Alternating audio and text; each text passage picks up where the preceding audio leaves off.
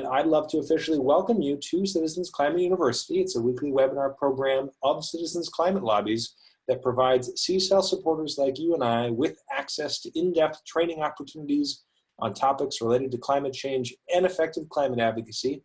I'm your host tonight, Brett Cease, and our topic this evening is growing your local group, finding supporters and bringing in volunteers. All right. Are you looking for new insights in getting other community members more engaged in your own advocacy work with CCL?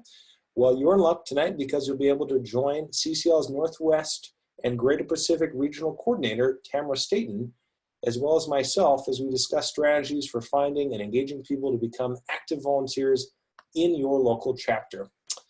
And our 3 learning goals, if we've done our job well tonight, at the end, should include attendees being able to walk away gaining new insights in getting other community members more engaged within your own chapter's advocacy work, experimenting with new strategies for finding and engaging new volunteers, and enhancing your own approach to facilitating meetings, as well as knowing where to look in our CCL community for resources. So without further ado, I would love to just give a quick nod to the wonderful Dawn Adu, who was planning on joining us, but unfortunately Hurricane Michael had other plans for Raleigh Durham today in North Carolina. Capture his spirit too because of his wonderful organizing prowess. Let me just introduce Tamara really quick.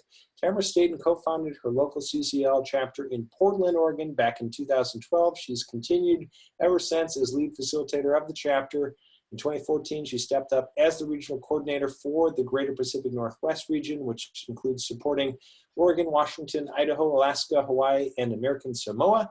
And she thrives on those relationships, as well as the roles that allow her within CCL to revel at the multiple opportunities to help that great region expand.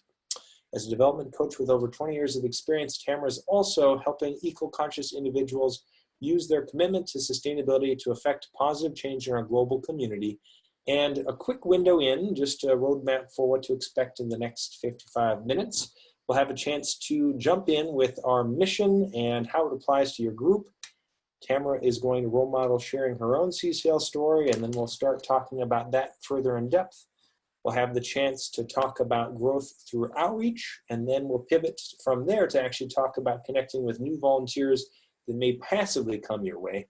We'll then talk about facilitation skills and what that looks like in the meeting, community resources that are available, and we'll make sure to close with a robust Q&A discussion. But first, let's jump right in and ground us tonight in our mission, right? So when Marshall Saunders founded CCL, he gave us a 2-part mission, and the first part of the mission is really, I'm guessing, what draws all of us tonight to CCL, to build the political will for a livable world, right? But that second part of the mission is equally critical and I think applies most relevantly to our work tonight. And that's really what gets the job done.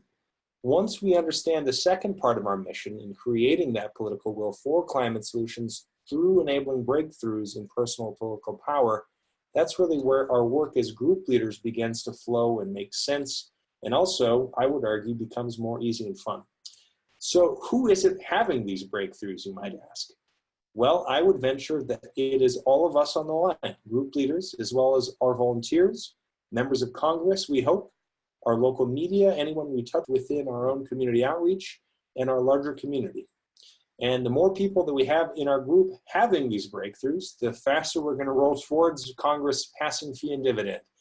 So with that grounding, let's jump in tonight and just offer a quick analogy, if you will, or even 2. I'll build us up here. So to start with, to just provide a little framing, when I talk to groups, I was regional coordinator for the Gulf Coast states for several years. Throughout that and the rest of the country, I find that those with cohesive, acting, growing groups seem to be running their groups as if they were really a classroom. For exploring this for a moment, Madeline Para has reminded us, I know, that running a CCL group can be akin to running a preschool with activity centers. A warm and friendly preschool teacher, you might greet your children at the door, invite them over to an activity center, get them settled in, bringing in the next kid to sit with and help them slowly fill out that activity center role. Your job isn't to play with Legos with them, but to really invite them getting to start something familiar, allow confidence to grow, and then encourage them to step outside of their own comfort zone to try something new and learn to excel at that. And I'm guessing that preschool might not be some of your things. That's just fine. Let's talk about another apt analogy then. Another one that comes to mind for me is running a CCL group like a small business. You look for employees who love selling your service. They wear many hats. They want to get the job done. They bring their skills and talents to the table. And you want everyone working towards that common goal with their contributions making as big a difference as possible for your small company. So with that, I'll actually pass it to you, Tamara, to really use this analogy of running a group like a small business.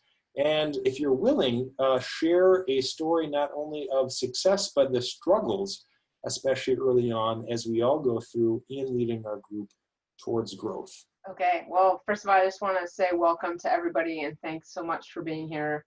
We know that there are a lot of other things that you could be doing right now, whether you're listening to this live or as a recording, and we're really glad to hear you, to have you, and to feel your commitment. So thanks for being here with us.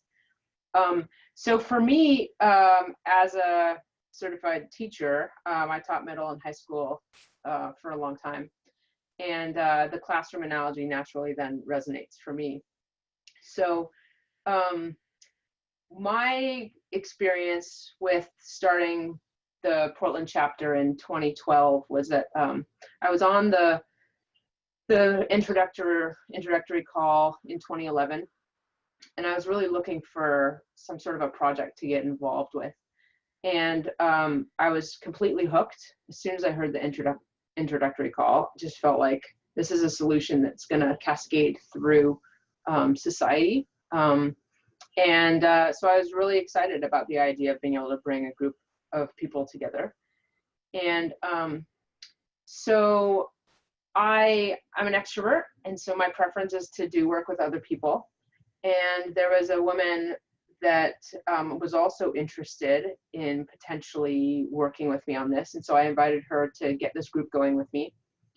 And I remember we used to be on the group leader calls that at that point, there was only one call per week, and it was at 5 o'clock Pacific. And there was no community at that point. Basically, the website was really rudimentary back then. And so group leader calls were pretty much the thing for support. And there were experienced group leaders on there who'd been with CCL for at that point 2-3 years. And then there was me and Laura. And so we would listen to these group leader calls, and they'd be talking about fee and dividend and economics and political will and all of these things that we would hang up, and I would call Laura and say, what was that? Like, I don't even know how to ask you what they were talking about, because that just felt so over my head. And so I had all of these doubts that I perhaps wasn't the best person to be leading this group, because I really didn't feel like I knew what I was doing. And I didn't feel like I had any mastery of the content whatsoever, being a German and Spanish teacher. But I kept with it, and Laura and I would talk regularly. And then we would listen on the group leader calls, and they gave us some suggestions as to how to get our group going. And at the time, the way to get your group going was to bring together a group to do a group start workshop, and we needed at least 20. That was what they said. And Mark at that point was the only one doing group starts, and so he would fly all over the country. And so in order to make it worth it, we needed to find a group of 20.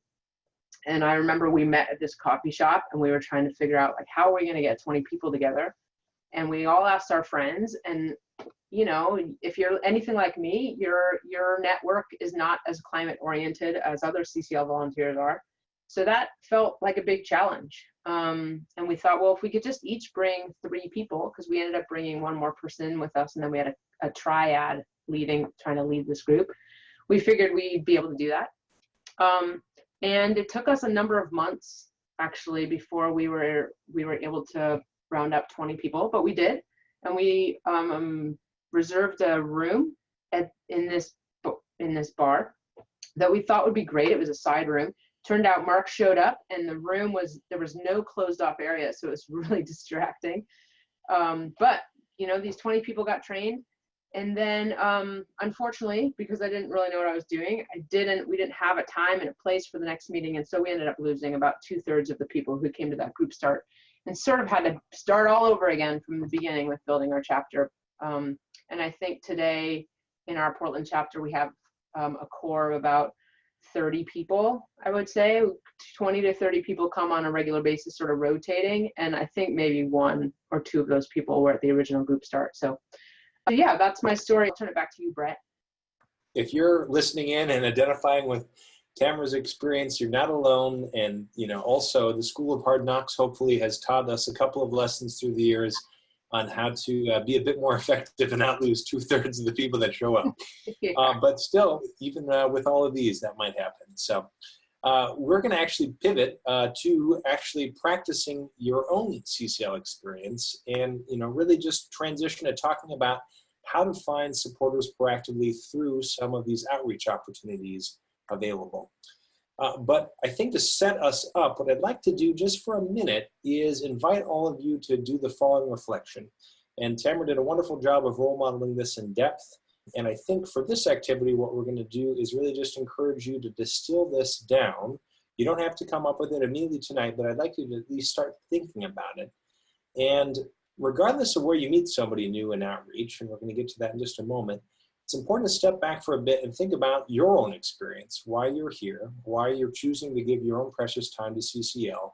And with that reflection, write down in a couple of sentences, what about CCL is it? And what about it attracted you to it? And to practice, saying this again, whether you want to give it the mirror treatment, whether you just want to, rehearse it in your own way, however you might, do those with communication activities. And I think the key thing to really emphasize with this is just to realize that you're selling an organization, not a problem, not really the threat of climate change. And to discuss what it is about CCL in that summary that makes you want to give your own precious time. And also to really talk about solutions more than you might about the threat of climate change. So circling back to what Tamara just highlighted, I'd like to just really invite you to take time during the webinar tonight or while you're listening in to do this. And so from there, let's just talk about what this might look like. Now, this is actually Don's example, but I'll do my best job impersonating him. For Don, it's really important to be ready to respond whenever a door open is presented, like when somebody asks, "Hey, what's up with you?" Or "What are you doing this weekend?" Don says that he's ready to drop CCL into the conversation wherever it might feel natural, and that's really part of how he frames talking about his own involvement. And importantly, he uses 1 or 2 sentences to say it. So here's his pitch. If somebody asks, "What's new with you?" his response is simply, "Well, I'm leading a group of volunteers." And his thoughts behind this minimal response is why that's so powerful is that what it says about you is that you're somebody that's trying to make a difference in your community, and that that person that you're engaging with can also volunteer. What you're doing isn't fancy and doesn't require paid lots of money or knowing lots of certain knowledge, and it's something really for everyday people who care about their own community. And it also implies what's coming next, that people can solve a problem by being involved.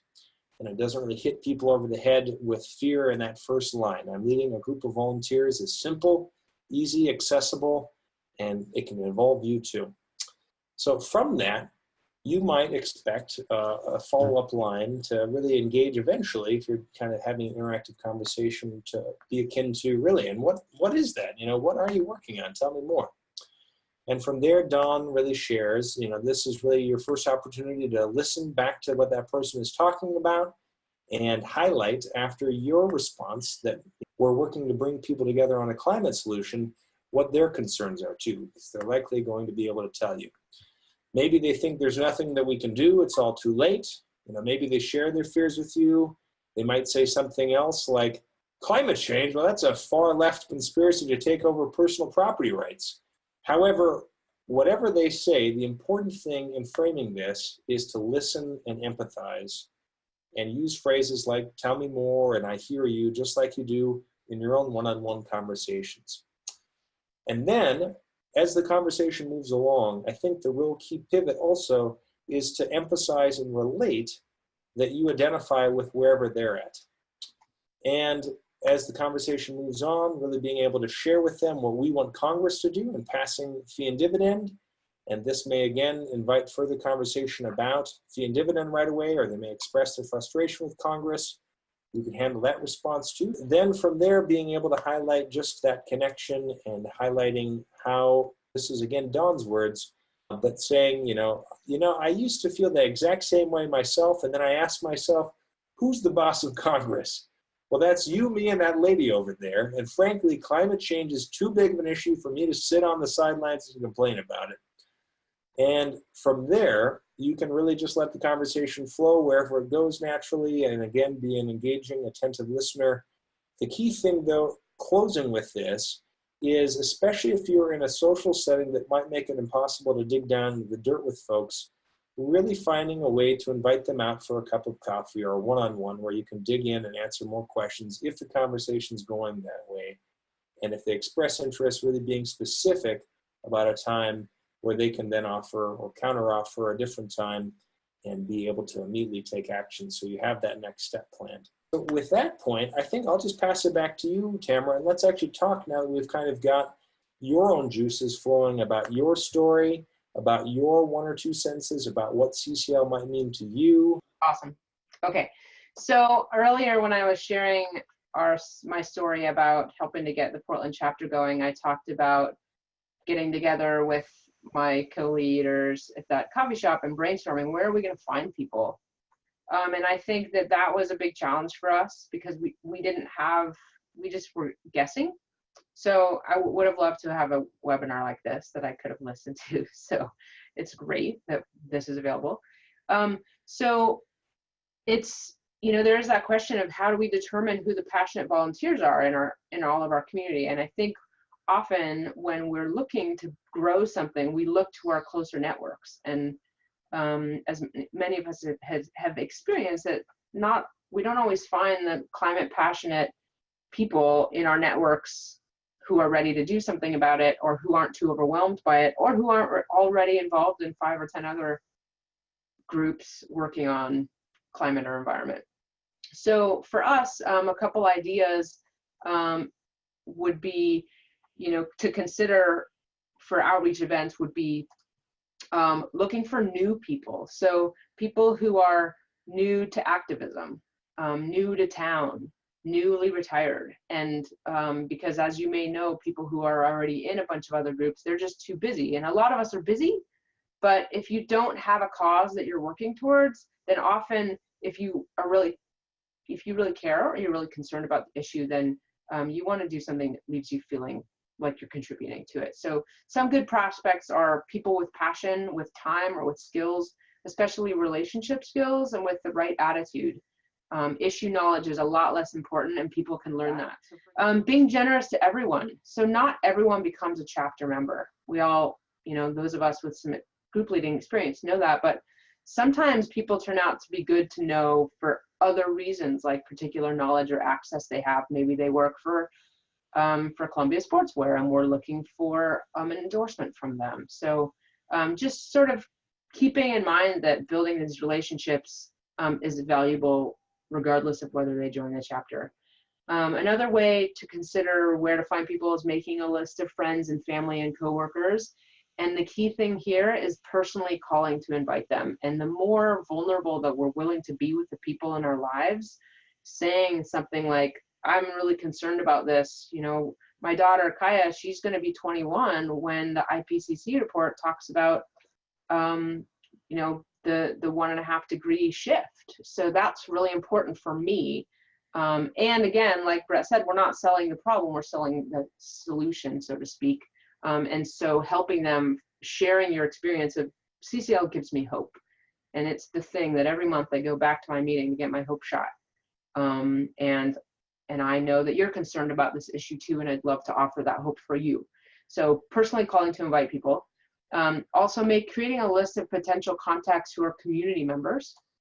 And again, calling to invite them. It's a lot harder for people to ignore an invitation or a phone call than it is for them to ignore an email or a text or a Facebook message or a tweet or something. Watching for letters to the editor and op-eds about climate change in your local newspaper is a great one. I recently got a copy of a letter from somebody in our region who circled the names for me and said, hey, check these people out in Portland. They would be great prospects for your chapter. looking up authors in the white pages, whitepages.com, and inviting them to our CCL meeting. We've done that a couple of times and gotten some really solid numbers from that, because you don't have to change their perspective or their attitude on anything. They already are taking action and doing the way that we do things in CCL. The other thing that I just learned is that you can do a search on twitter.com. You don't need an account. You just go to the search bar on Twitter and you I typed in Portland and climate change, or near Portland and climate change, or whatever your town is. And the search shows tweets from people and organizations in your local area.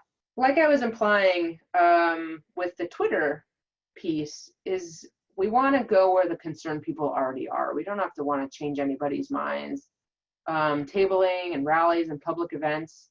It's our job to start the conversation. What brought you here today? Have you been thinking about climate change lately? Have you written to your member of Congress lately? And of course, you can get a lot more creative than this. We've had amazing success doing outreach next to captive audiences, like waiting for the metro, waiting in line for food, though keep in mind, people might be hangry when they're waiting in line, and even the porta potty lines. So, you know, different perspectives there. I personally have never done that, but apparently some people have had success with that. So where people are just standing there bored, away from friends, eager to laugh and chat with strangers, those could be good places, as long as people don't feel cornered, for sure. The photo of one of our Southeast groups is with clipboards is a perfect example. So dress nicely and carry a clipboard. It makes you look official, and smiling is really, really huge. Attending eco events, because again, that's where we're going to find our people. Showing up in the places where people who are looking for us. And on that clipboard, have a sign-up sheet so that people, you can circle back to people. And then congressional hearings is a great place to find people. People who are concerned about climate change are attending congressional hearings and state energy presentations and other local, state, and national level public meetings. So in Oregon, we're working on a cap and trade bill in the state, and going to lobby days is a great way to connect with people who are passionate. Or in Washington, working on 1631, other organizations are seeing that we're coming out in droves to really support the effort, and this is also a great way to be talking to people in little chunks about CCL. So the other thing is working with organizations. I sort of just touched on this with 1631. 1631 in Washington is actually being supported by 150 other organizations which we haven't necessarily had super close connections with, but they're seeing the way that we're coming forward to support this effort. And so these groups are now more curious about us, and impressed by our ability to wrangle, for lack of a better word. Inspire is a much better word. Volunteers, inspire and motivate. And then other faith groups, for example, tend to be more receptive than national environmental groups, Unitarians, United Church of Christ, and progressive synagogues. Also, local environmental groups are sometimes looking for a way to impact climate change and feel relieved when they discover CCL, specifically because we have a very clear solution and something to do. 350.org and Sierra Club many local chapters have been really receptive to working together with us. Audubon in Washington, we did an Eastern Washington tour last year, and we actually co-sponsored with Audubon, and that worked really, really well. And sometimes these local groups actually establish a CCL group within their existing organization, and that's really cool too, because they're looking for something.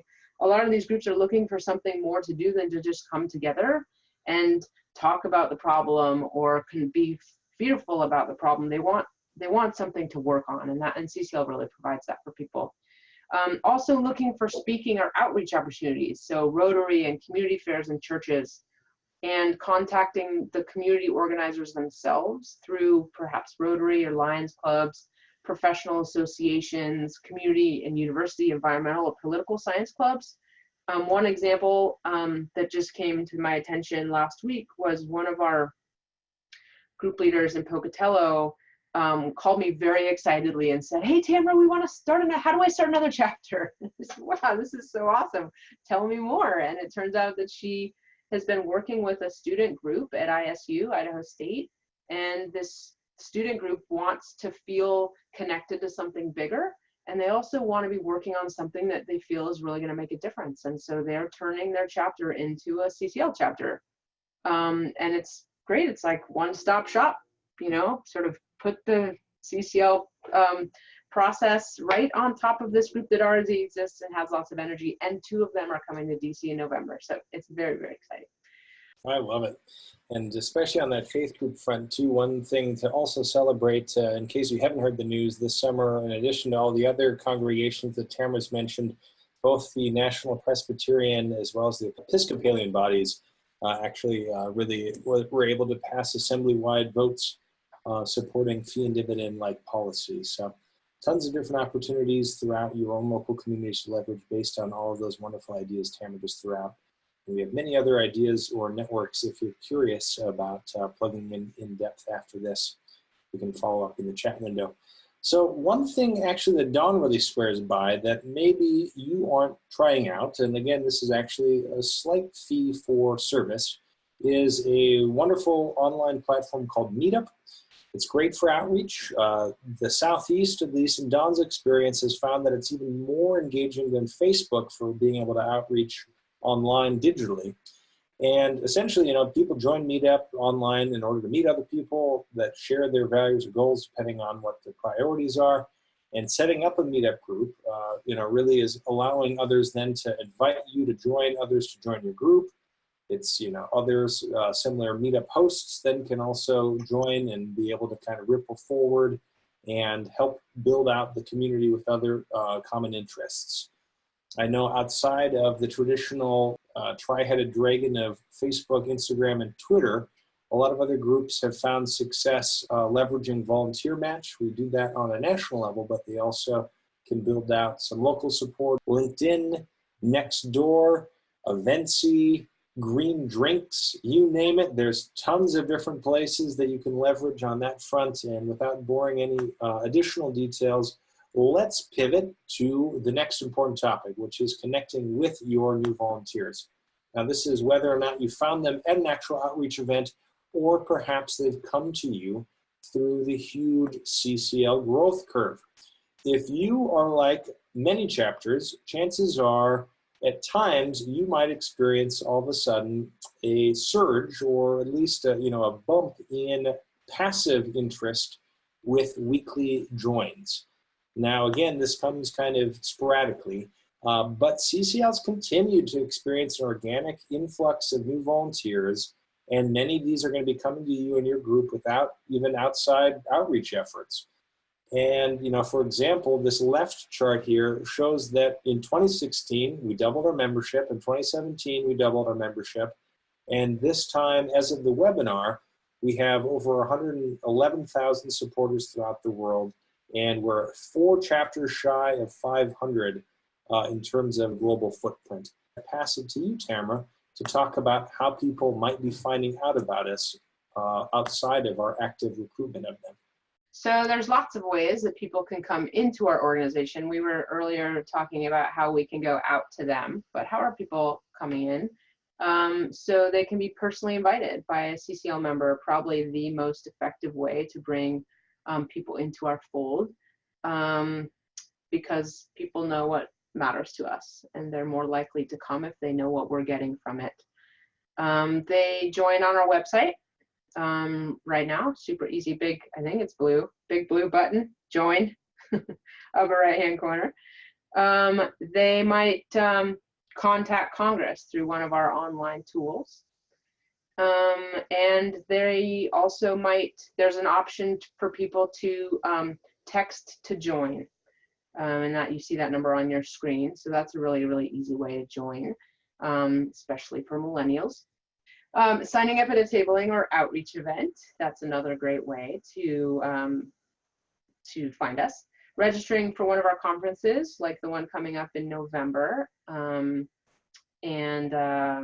making a donation is one other way. So sometimes it's, I like to encourage people to join CCL and help them understand that there's no obligation to make a donation, but that's also an option. And so people can come through both of those avenues. whether small or big donation. And then they can join our informational session, or what we used to call our intro call, and now is our informational session. So sort of transitioning to, regardless of how volunteers find us, here's the most important thing to remember in regards to keeping volunteers, to not just attracting them to us. Once they've been attracted, once we've gone out to them, or once they've shown some interest by coming towards us, the most important thing to remember is to call people. For as long as I can remember, since I've been a part of CCL, I can remember either Mark saying it, or Madeline saying it, or Ellie saying it. Whoever it is call people. That's the number one way to be effective as a group leader, or as somebody who's wanting to grow a group.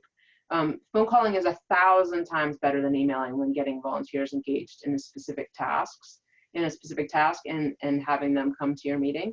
And there's a couple of tips that I might share. So following up immediately on your new volunteer referrals with phone calls. So I know that many of us as group leaders, we get an email that says, these are the new prospects. And in the Portland chapter, we have a couple people on a membership team, and they call those people that week, or sometimes I call them.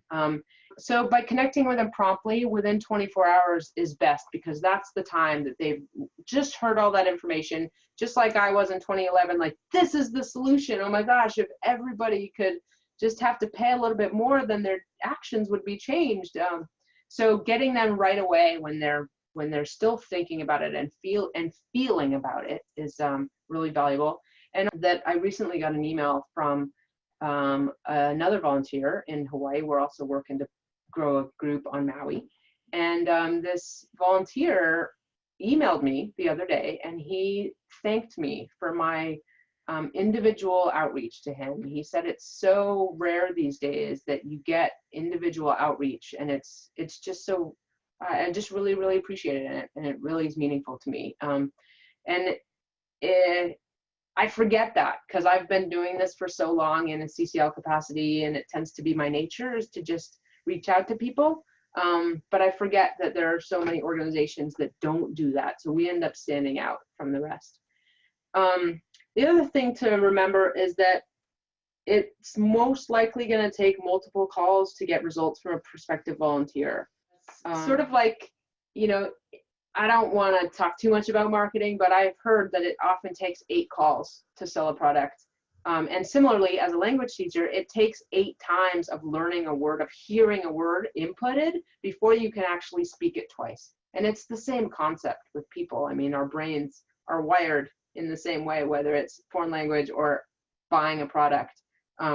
So inviting them to be part of our live informational sessions can be really valuable.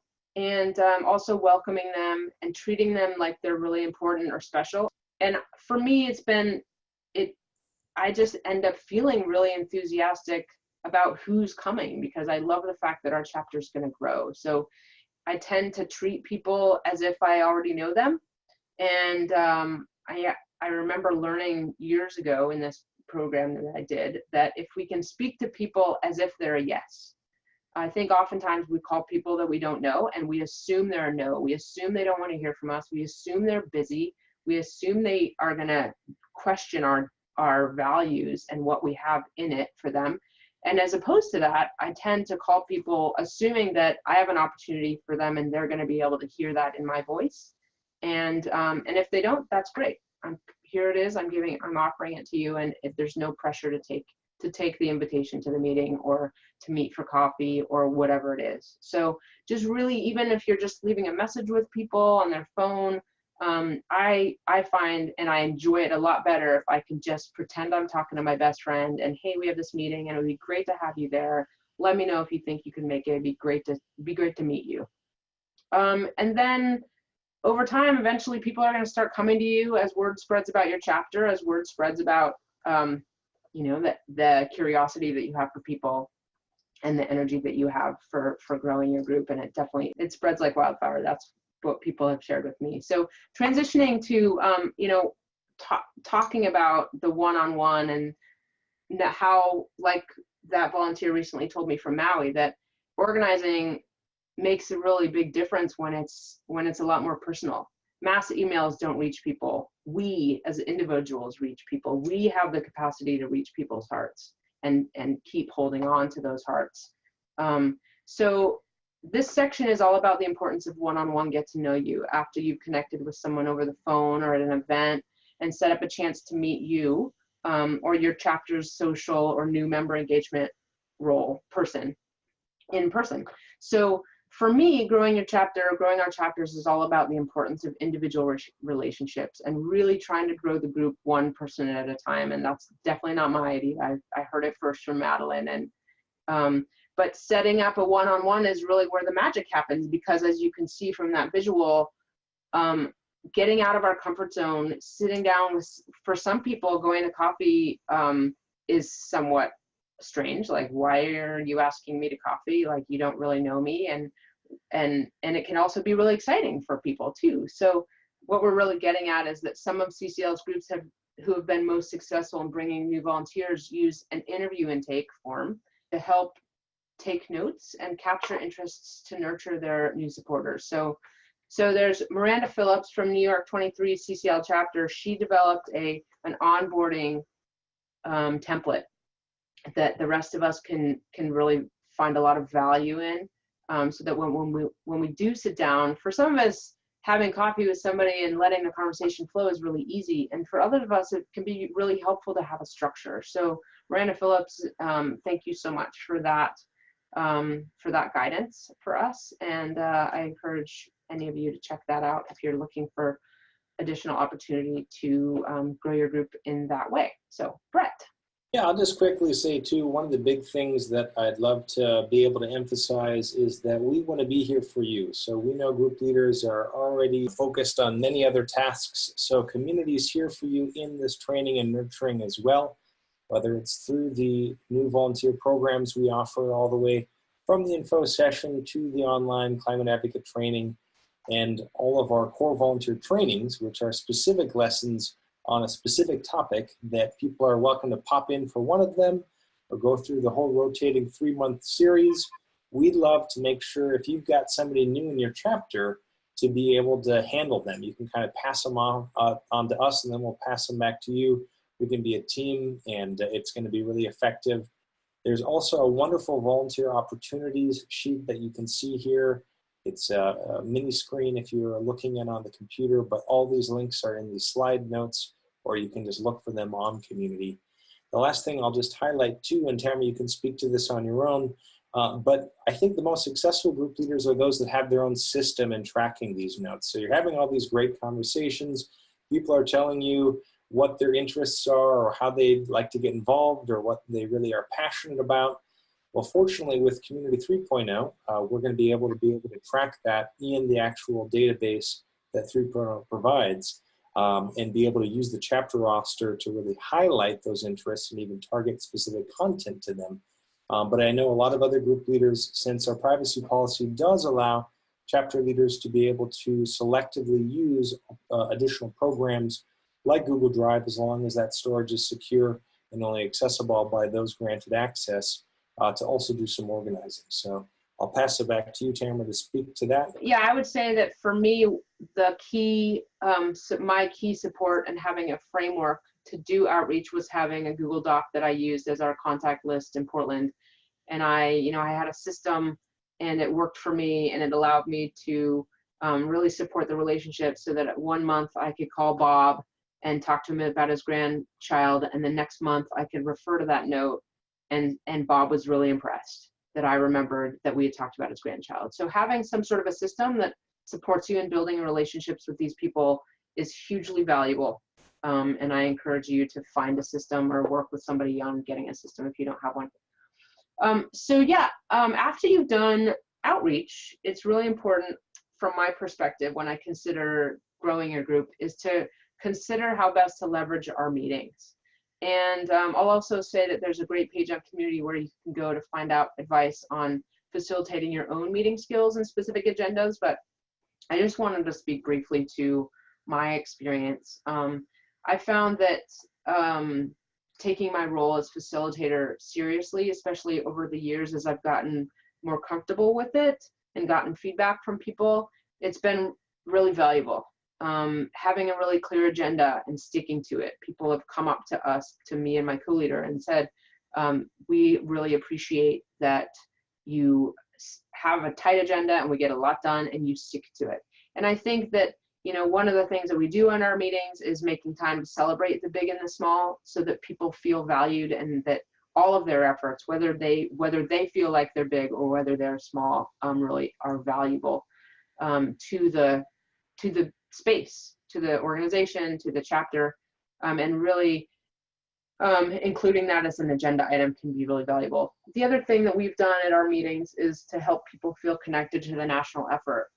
While we in Portland may not always do all of the national actions, we've always listened to the national call live.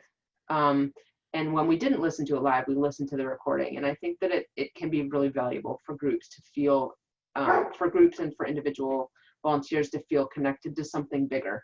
That, you know, people want to help, they want to be part of a team, they want to exercise personal power, but they also have to have some balance in their lives. And so really, they also have to balance their lives between how much they can give.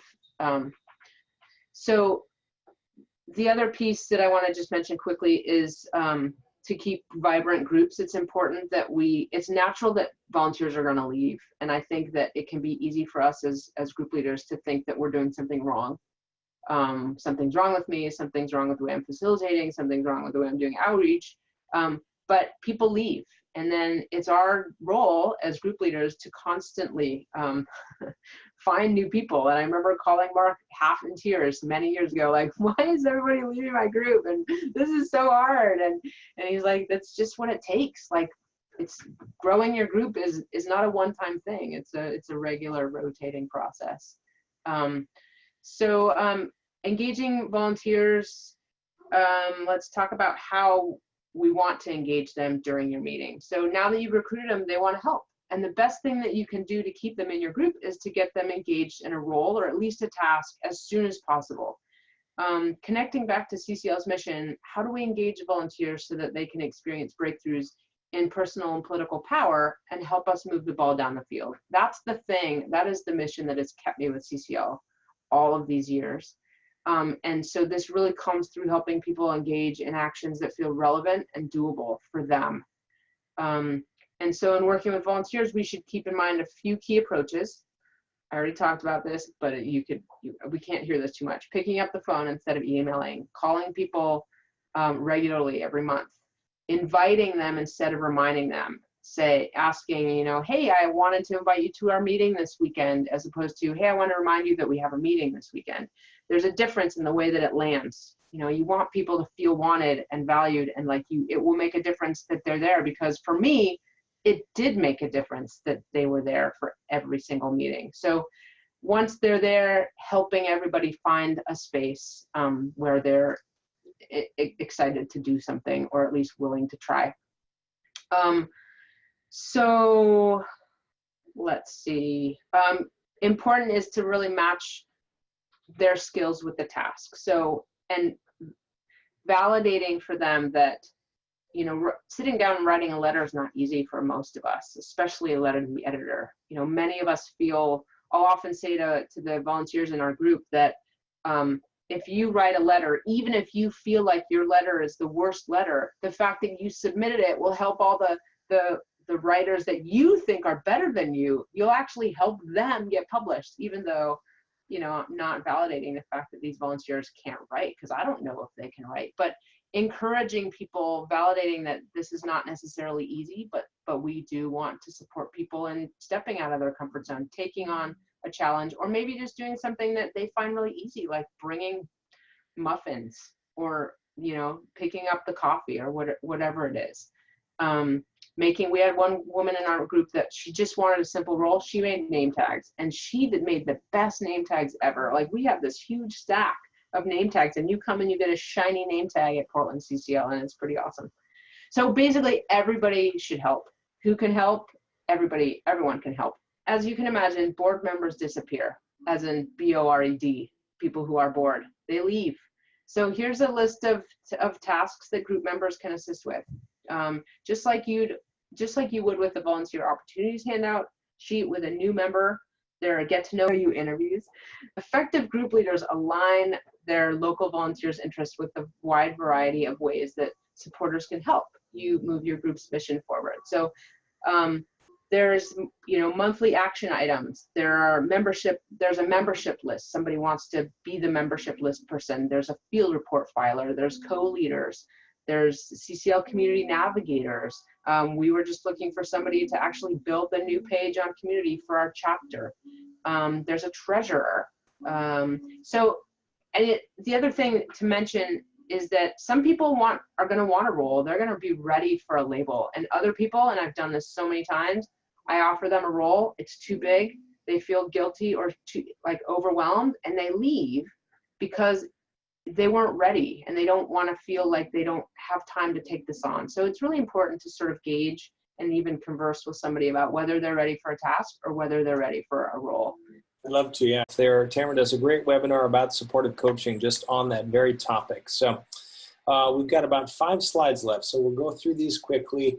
This is just a slide from the wonderful work of Dr. Hari Hahn that shows people moving up this cultivating agency pyramid. And essentially, I think the real goal as a group leader that you want to ask yourself is, what is your goal in your chapter? Everyone's can be different. Of somebody new attending a monthly meeting. What do you want to do with them? What's your plan for handling them as they arrive and helping usher them through the status of being new and uncertain and not really knowing what they're signing up and getting into, to becoming an active who really feels that connection to also building successfully that political will in the district. So this framework has a 6-step, approach: welcoming, orienting, training, engaging, following up, and empowering through that process. You're welcome to create your own.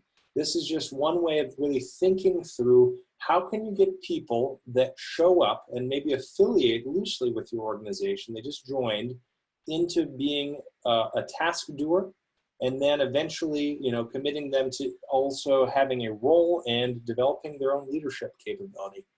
If you're interested in finding out more about our transformational organizing guide, it's a guide that describes really these 5 pillars that help us strengthen CCL's leadership development and capacity throughout our organization. And this is just but one example of really highlighting what that looks like. It dives specifically into really thinking about what's the difference between a role and a task. A lot of us use that term pretty interchangeably, but I would venture to guess that if you really think about it, CCL is providing this framework for volunteers to bring their own energy and creativity. And a task you can think of is really something that gets the ball rolling. It's more of a simple and immediate way to get involved in a one-off ability to check a box and say that you've done something. And as they grow familiar or confident in that actual scheme, being able to then, again, develop leadership potential and nurturing others' growth in that, or have that concrete commitment to an outcome, becomes that role. So moving from writing letters to the editor to teaching others on how to do that, or not only bringing food like muffins to a screening, but actually coordinating the viewing as well. And it's really key to really think about how you can strategically move new volunteers into roles that feel like a best fit for them, and making that distinguishment.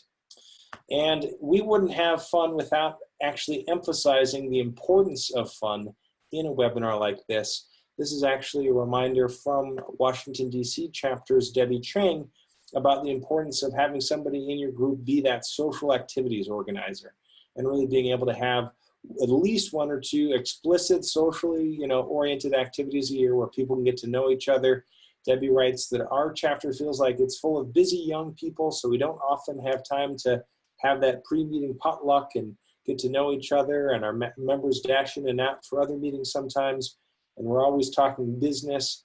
And just having a few social activities each year is incredibly rewarding and relaxing events where people really can get to know each other beyond their climate interests is essential for really being able to bring in those new friends. And so the other key thing that transformational organizing connects back to is that there's motivators that drive all of our engagement, and having fun and that ability to really play is one of the chief ways that people stay engaged after they find out about an organization.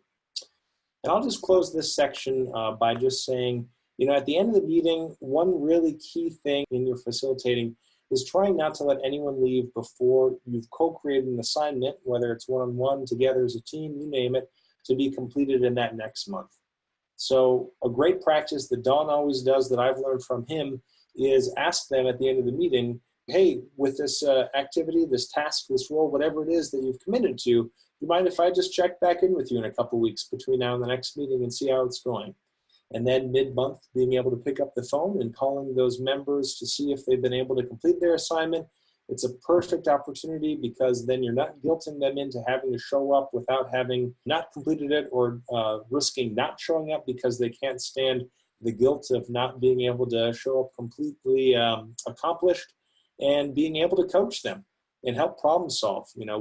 Find out what's stopping them from doing that activity, offering up advice, support, calling again, and really being able to set them up for success so they feel like they can still be engaged and good about what they're doing in spite of whether it might be challenging or not. We've been talking a lot about extroverted techniques tonight. And if you happen to identify on the spectrum of extroversion to introversion towards getting a lot more of your energy from not constantly putting yourself out there, I think it's really important to highlight. We value your contributions to this organization no matter where you draw your energy from. And that, going back to those earlier slides on roles and tasks, there are many that are best suited for those that best recharge with solo time. What are some of those tasks, you might ask?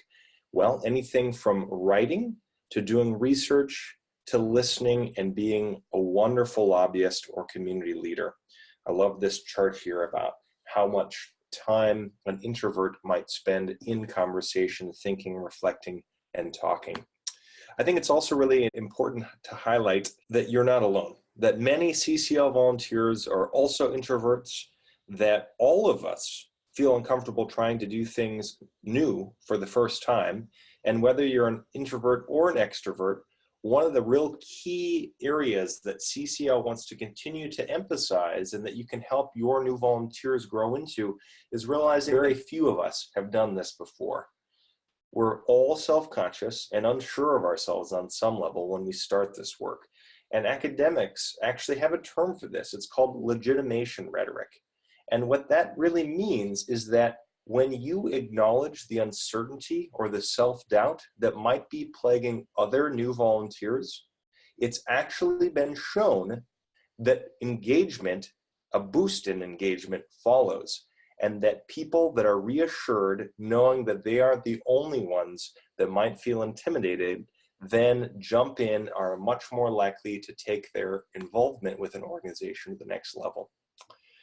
I'd love to just close by telling you the story of someone in one of Dawn's chapters in Asheville. Here is what she said several months ago. As a representative of CCL, you helped me become emboldened enough to use my arts to make a statement that matched my commitment to help stem the tide of global warming.